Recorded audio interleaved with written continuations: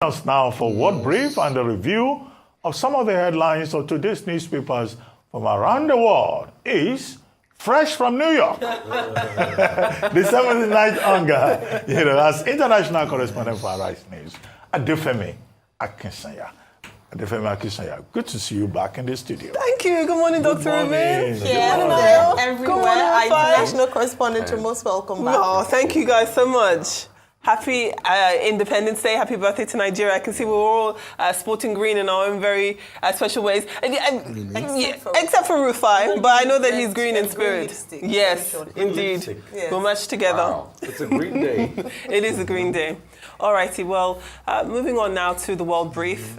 Is Israel expanding war from Gaza to Lebanon to Iran to Yemen? Well, the United States has announced Israeli forces are currently conducting limited ground operations targeting Hezbollah inside Lebanon. But there are civilian casualties. Yes. At least 10 people have been reported dead after the Israeli military bombed a home in the town of Al-Dawodia amid heavy shelling and tank fire along the border between the two countries. The reports followed fresh airstrikes in Lebanon, including on central Beirut, which is happening for the first time in nearly 20 years, and came after Israel's defense minister, Yoav Gallant, earlier told community leaders that the next phase of the war against Hezbollah would begin soon. Let's not forget that this is not the first time Israel has performed ground raids into Lebanon. They did so in 1982, before Hezbollah was even formed, and then again in 2006, and now once more in 2024. Meanwhile, Israeli Prime Minister Benjamin Netanyahu warned Tehran, the Iranian capital, could be struck anywhere in the region at will. He says there is nowhere in the Middle East Israel cannot reach, and he said that in a video addressed to the Iranian people. Now, the Middle East has been on the brink of an all-out war for almost a year. But this is by far the most dangerous moment we've seen so far. Israel's multi-pronged assaults in Gaza, Yemen, and Lebanon show long-standing deterrence has been ripped up. The United States, too, has flip-flopped once again on its rhetoric. After calling for a ceasefire, the United States has also released a statement shifting its position to support Israel's ground operation in Lebanon. The interesting thing here is that they're discussing about how this is a limited attack. I know I'll come to you all for your comments, but I do think that we have to be careful with the language because there's nothing small or limited about what is being perpetuated in Lebanon and across the Middle East. Let's move on now to France. And French far-right leader Marine Le Pen denied violating any rules as she and her National Rally Party and 24 others went on trial on Monday accused of embezzling European parliamentary funds. This is a case that has the potential to derail her political ambitions. Arriving at the court in Paris, Le Pen said, "We have not violated any political and regulatory rules of the European Parliament," and vowed to present extremely serious and extremely solid arguments in this trial. Now, the trial will last 9 weeks and will be closely watched by Le Pen's political rivals, as she is a strong contender in the race to succeed Emmanuel Macron when the next presidential election takes place in 2027. And finally, moving on to the African continent, and an instant porridge has been withdrawn from sale in South Africa after 3 young children died reportedly after eating it.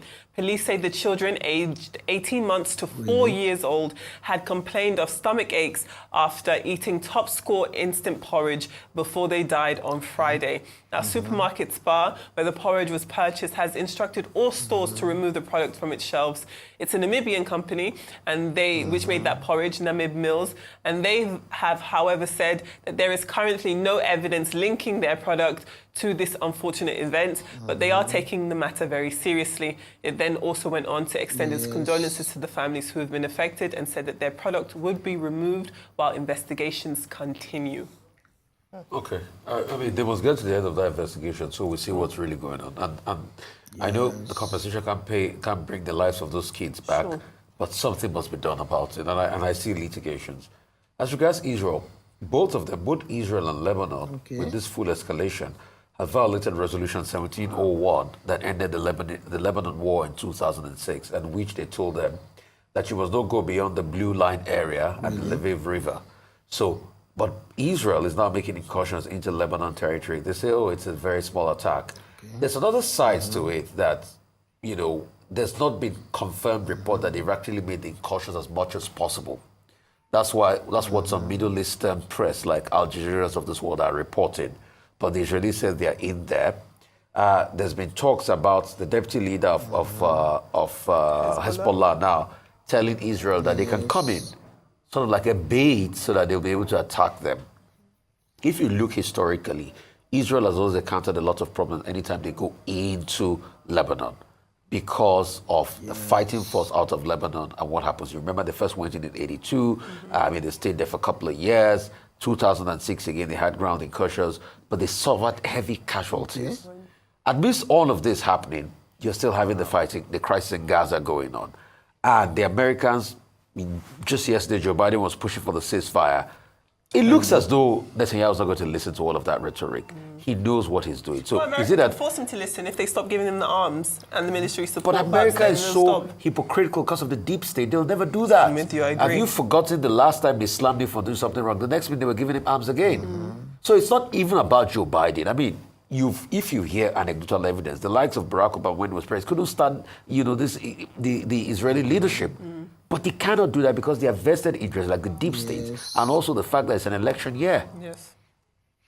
All right, let me go to France. Marie Le Pen's trial is meant to start on Monday. Now, it's a very interesting case because they've had to back,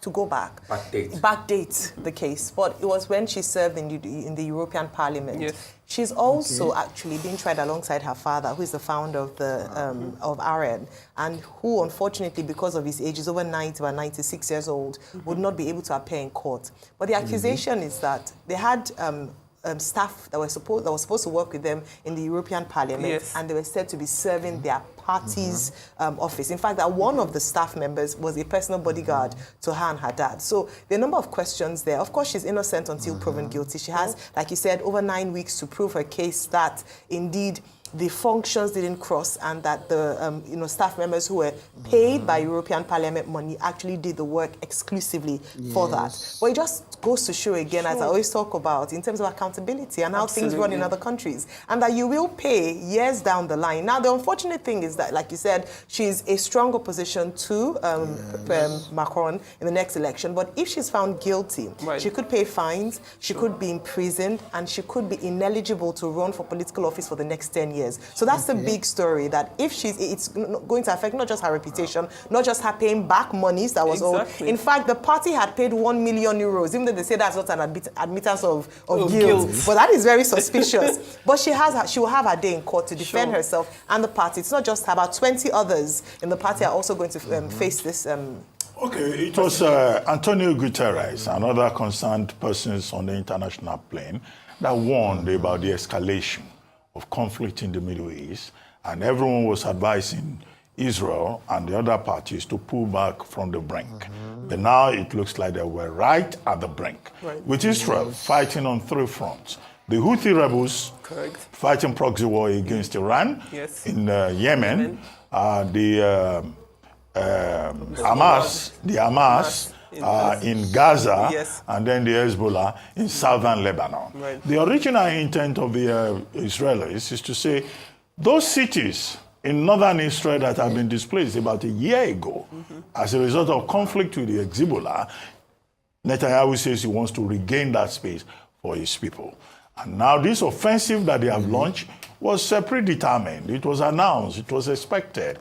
It's not as if it's coming as a surprise, but they say it's localized, it's targeted, and it will be limited to the extent that Israel is saying it's not seeking to occupy territory inside Lebanon. In fact, Netanyahu has gone further to say, look, the ordinary civilians in Lebanon and also as far as Iran, should just relocate to where they can be safe. And they are targeting, after the booby trapping of pagers and also cell phones belonging to the Hezbollah, now Israel is targeting the installations. The United States was served notice, but the United States is saying, well, Israel has the right to defend itself. The fear is that this could escalate and bring in other parties like US and Iran into the center of the war. Now, the other subject I would have loved to comment on is today is Nigeria's 64th independence anniversary. It's also birthday day in other parts of the world. China is celebrating, its National Day today. Mao Zedong had declared October 1 as a national day for China. So the Chinese, they are on holiday for the next 1 week celebrating. Ooh. But today also marks the 100th birthday of former President Jimmy Carter of the United States. Yeah. Now, he will be the first American president to hit the century mark. Wow. So congratulations to President Jimmy Carter. He left office in 1980, losing to President Ronald Reagan. But he has spent more years in retirement, about 44 years. He left office at the age of 56. Okay. And today, even out of office, he has been very useful in serving humanity, in serving his country. He retired to his hometown, and just ran diplomatic shuttles, errands for United States, either in Cuba or in Guinea, and had a lot of humanitarian work with Carter Foundation. Or like some other retired presidents who spend their time going to join boards of companies and trying to make money from speaking engagements. Anyway, congratulations to President Jimmy Carter at 100. Thank you, Dr. Reuben. Well, let's move on now to some newspaper headlines across the globe. And we begin here in Nigeria with This Day newspaper. And this day's front page is dedicated to President Bola Ahmed Tinubu's renewed hope agenda, listing the milestones which include the raising of Nigeria's minimum wage to 70,000 naira monthly, and then also the neutralizing of 3,700 terrorists, as well as the economic stabilization bill. It also quotes the president's Independence Day address, where he says that he's deeply aware of Nigeria's struggles and the voices therein are being heard. Let's move on to the weekly insert called The Lawyer, also within this today's edition of This Day. And the weekly pullout from this day looks at Onikepo Braithwaite's article in The Advocate, and she's called it Freeing Nigeria from the Chokehold. And her article mentions how Nigeria has gone from frying pan to fire. She says that Nigeria's exchanged colonialism for democracy and then autocratic military rule, which was then replaced, as she puts it, by a kleptocratic and somewhat plutocratic version of democracy. It is a very, very interesting read, and it is the insight in today's edition of This Day newspaper. If we move on to the New Telegraph, it also focuses on Nigeria's 64th independence, dedicating a portion of its page again to the president's renewed hope agenda, which goes on to quote him and says that I am deeply aware of your struggles in these challenging times. The president reminding Nigerians that the federal government has attracted $30 billion worth of foreign direct investment in 1 year. Wow. The Daily Trust follows this theme of hardship, with President Tinubu saying that he is committed to sustainable solutions, also mentioning that Nigeria is winning the war against insecurity. And then there's more of that from The Punch, with the president saying that Nigeria must reform or collapse. Now, let's move over to the Nigerian Guardian, and it leads with its signature caricatures, where a politician who doesn't appear to have missed any meals is clamoring for more, while saying that people should pray and fast for national development.